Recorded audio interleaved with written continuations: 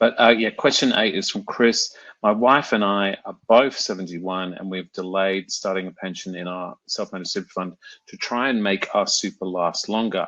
But we now need to start a pension as the cost of living is just crazy now. We wish to start a pension. Do we have to wait until July 2024 or can we start one now? How do we calculate the minimum? Is it still based on our 30 June 2023 balance? Yeah, again, a very current question. Had lots and lots and lots of people telling me that they're looking to not only start pensions, but increase their pensions because they just can't afford to live without those payments. So specifics here for Chris. As you and your wife are over 65, you can start your pension whenever you like. You don't need to start a pension on 1 July of the year. You can start it when it best suits you. That could be today. You could decide, hey, let's start our pensions today. So what we would do is we would go to our trust deed, if it's an SMSF, we'd go to our fund and ask what their processes are that are required in order for a pension to start.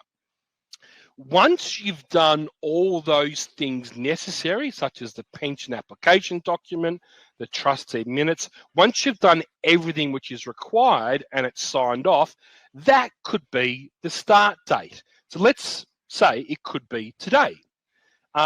It's your age on the date that the pension starts to determine what your minimum percentage is. And then you pro rata that payment based on the number of days left in the financial year. All very wordy, probably better off if we go through an example. So, Chris, balance on 1 January 2024. What he's done is he sent in an application to start a pension on 1 January 2024. The trustees agreed to start paying it on 1 January 2024. That's therefore the start date of Chris's pension, 1 July 2024. We get his pension balance on that date, and I've just said it's $1 million. So the minimum pension percentage, which is required for a 71-year-old, is 5%. 5% times Chris's pension balance is $50,000. But it's starting on 1 January 2024. So we need to pro rata it based on days.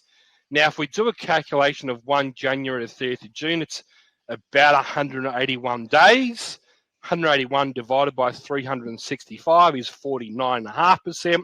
So therefore, the minimum pension that Chris has to take is the 49.5% of the 50,000 being 24,750. Now, I always round up here to be safe, just to make sure that I do meet the minimum. Please don't use my calculations here.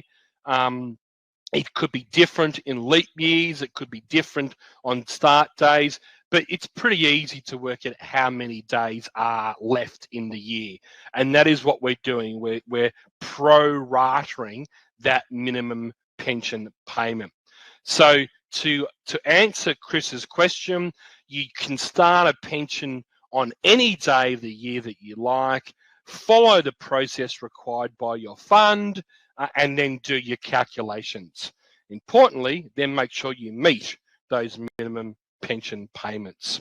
Again, some pretty good resources, I think, available on the website. How to start one, the checklist, and our starting an account-based pension webinar. All of those resources are available for you on the website.